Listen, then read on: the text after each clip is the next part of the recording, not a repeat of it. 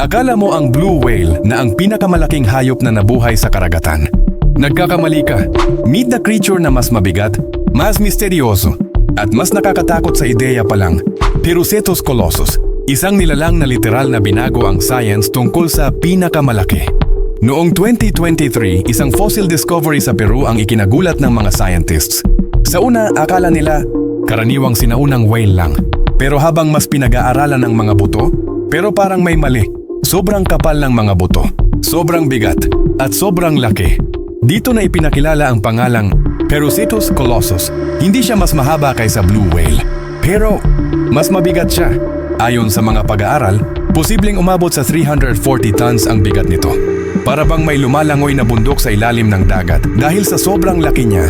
Hindi siya mabilis, hindi rin siya agresibo. Pero ang katawan niya ay parang armored tank. Ginagamit ang bigat para manatiling stable sa mababaw na dagat. Tahimik, mabagal, pero dominante. Hindi mo siya makikita, pero ramdam mo ang presensya niya. Kung may ganitong klaseng nilalang na nabuhay noon, ilan pa kaya ang hindi pa natatagpuan? Ilan pa kaya ang nakabaon sa ilalim ng lupa? O mas nakakatakot, sa ilalim ng karagatan, ang blue whale ang pinakamalaki sa ngayon. Pero ang Perucetus colossus, ang patunay na ang kalikasan ay may kakayahang gumawa ng mas higit pa sa inaasahan natin. At minsan, ang tunay na higante ay hindi yung nakikita mo, kundi yung nakalimutan na ng kasaysayan.